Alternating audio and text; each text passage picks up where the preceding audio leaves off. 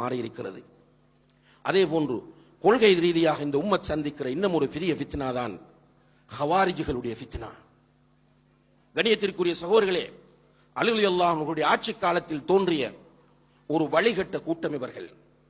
ஹவாரிஜ் என்ற சொல் நீங்கள் கேள்விப்பட்டிருப்பீர்கள், சிலர் கேள்விப்படாமல் இருப்பீர்கள். ஹவாரிஜ் என்றால் வெளியேறியவர்கள் என்ற அர்த்தம்.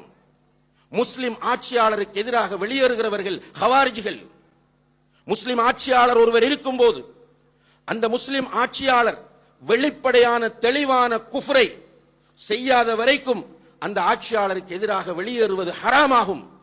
அந்த ஆட்சியாளருக்கு எதிராக வெளியேறக்கூடியவர்களை இஸ்லாமிய வரலாறு ஹவாரிஜ் என்று அழைக்கிறது. இந்த ஹவாரிஜ் என்ற கூட்டத்தினர் அலி ரலியல்லாஹு அன்ஹுடைய ஆட்சி காலத்திலே நாங்கள் தான் சரியான குர்ஆனையும் சரியான ஹதீஸையும் பின்பற்றக்கூடியவர்கள் என்று வாதிட்டார்கள்.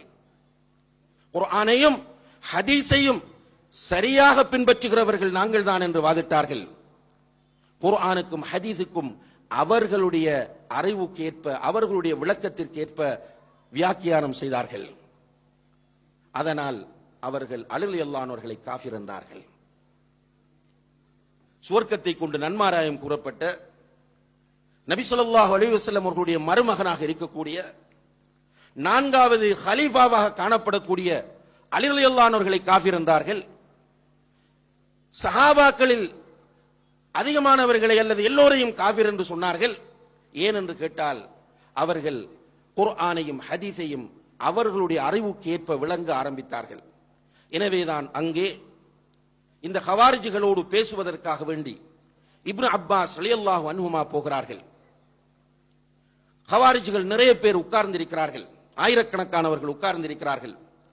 அவர்கள் முன்னால் போய் இப்னு அப்பாஸ் ரலியல்லாஹு அன்ஹுமா அவர்கள் சொன்னார்கள், நான் அமீருல் முஃமினீனிடம் இருந்து வந்திருக்கிறேன், முஸ்லிம்களின் கலீஃபாவிடம் இருந்து வந்திருக்கிறேன், நபி அவர்களுடைய மருமகனிடம் இருந்து வந்திருக்கிறேன். சகோதரர்களே, இங்கே இருக்கிற உங்களில் யாருமே, நீங்கள் ஆயிரக்கணக்கிலே ஒன்று சேர்ந்திருக்கிறீர்கள், ஆனால் உங்களில் யாருமே நபித்தோழர்கள் கிடையாது. ஒரு நபித்தோழர்கள் கூட உங்களோடு இல்லை. எனவே நீங்கள் குர்ஆனையும் ஹதீஸையும் புரிந்து கொண்ட முறை தவறானது என்பதை பதிவு செய்கிறார்கள். நீங்கள் புரிந்து கொண்ட முறை சரியாக இருந்திருந்தால் நன்றாக புரிந்து கொள்ளுங்கள். இது ஒரு மிக முக்கியமான அடிப்படை. குறிப்பாக இந்த மார்க்கத்தின் பேரில் ஃபித்னாக்கள் ஏற்படக்கூடிய இந்த காலத்தில் மிக முக்கியமான ஒரு அடிப்படை. நன்றாக நுணுக்கமாக கவனித்துக் கொள்ளுங்கள்.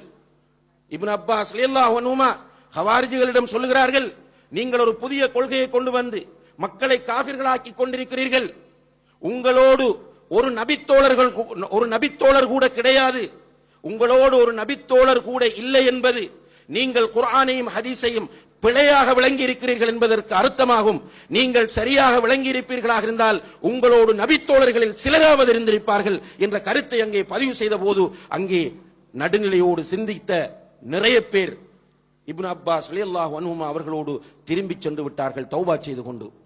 இந்த ஹவாரிஜுகள் பெரும் பாவங்களை வைத்து முஸ்லிம்களை காபிர்களாக்குவார்கள்.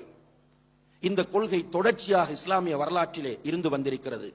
ஆனால் நாம் வாழக்கூடிய இந்த காலத்தில் இந்த கொள்கை மிக பெரிய அளவிலே காணப்பட்டு முஸ்லிம் உம்மத் சந்திக்கிற மிகப்பெரிய ஒரு ஃபித்னாவாக இந்த ஹவாரிஜ் கொள்கை இருந்து கொண்டிருக்கிறது. ஹவாரிஜிகள் அவர்கள் தங்களை நியாயப்படுத்திக் கொண்டே இருப்பார்கள். ஹதீஸ்களை எடுத்து வைத்து வெளிப்படையாக விளக்கம் சொல்லுவார்கள். சஹாபாக்களுடைய விளக்கத்திற்கு முக்கியத்துவம் கொடுக்க மாட்டார்கள். அவர்களுடைய உலமாக்களும் அவர்களோடு இருக்கிறவர்களும் சொல்லுகிற விளக்கத்தை மாத்திரமே எடுப்பார்கள்.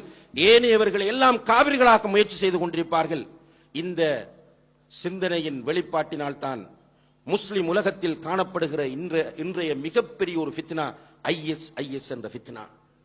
சில நேரங்களில் நம்முடைய இளைஞர்களுக்கு இது ஒரு ஆச்சரியமாக இருக்கலாம். சில இளைஞர்களுக்கு ஏன் ஆச்சரியமாக இருக்கலாம் என்றால், ஒரு ஆட்சியை கொண்டு வருவதற்காக, ஒரு ஹிலாபத்தை கொண்டு வருவதற்காக வேண்டி போராடக்கூடியவர்களை இவர்கள் மேடைகளிலே போய் ஹவாரிஜிகள் என்று சொல்கிறார்கள் என்று கோபம் வரலாம். ஆனால் கண்ணியத்திற்குரிய சகோதரர்களே, இவர்களுடைய போக்கு தெளிவாக ஹவாரிஜிகளுடைய போக்குத்தான் என்பதை, இந்த போக்கு எங்கிருந்து ஆரம்பித்ததோ, ஈராக்கில் இருந்து முதலிலே ஐஎஸ் என்று ஆரம்பித்தது. அதற்கு பிறகு சிரியாவுக்கும் போய் ஐஎஸ் என்று மாறியது. அங்கு ஈராக்கில் இருக்கக்கூடிய உலமாக்கள், சிரியாவிலே இருக்கக்கூடிய உலமாக்கள், யமனிலே இருக்கக்கூடிய உலமாக்கள், சவுதி அரேபியாவிலே இருக்கக்கூடிய உலமாக்கள், குறிப்பாக சவுதி அரேபியாவில் இருக்கிற ஹைஅத்து கிபாரில் உலமா என்று சொல்லக்கூடிய மூத்த அறிஞர்களை கொண்ட அந்த சபையில் இருக்கக்கூடிய உலமாக்கள், எகிப்திலே இருக்கிற உலமாக்கள், இதையும் தாண்டி உலகத்தில் இருக்கக்கூடிய ஏனைய நாடுகளில் இருக்கக்கூடிய உலமாக்கள் எல்லோருமே இந்த ஐஎஸ் என்பவர்கள் ஹவாரிஜிகள் என்று சொல்கிறார்கள். ஆனால் நம்முடைய சமுதாயத்தில் இருக்கிற சில அரைகுறையாக மார்க்கத்தை படித்தவர்கள், தங்களை ஆலிம்கள் என்று நினைக்கக்கூடிய ஒரு சிலர் நம்முடைய இளைஞர்களை வழிகெடுப்பதற்காக அவர்களை நியாயப்படுத்துகிற முயற்சியிலே பேஸ்புக் போன்ற வலைத்தளங்களிலே முயற்சி செய்து கொண்டிருக்கிறார்கள். அவர்கள் அல்லாஹ்வை பயந்து கொள்ள வேண்டும். இரண்டாவதாக, இந்த சமுதாயத்திற்கு ஒரு ஆபத்து வருமாக இருந்தால் அவர்கள் அல்லாஹ்விடத்திலே இதற்கு பொறுப்பு சொல்ல வேண்டியவர்கள் என்பதை இந்த இடத்திலே நாம் பதிவு செய்து கொள்ள விரும்புகிறோம். எனவே இந்த ஐஎஸ் என்பது இதே போன்ற சிந்தனையில் தோன்றக்கூடிய ஹவாரிஜிகள் இன்றைக்கு முஸ்லிம் உம்மத்தில் இருக்கக்கூடிய மிகப்பெரிய ஃபித்னாவாக இருந்து கொண்டிருக்கிறது. இது போன்று கண்ணியத்திற்கு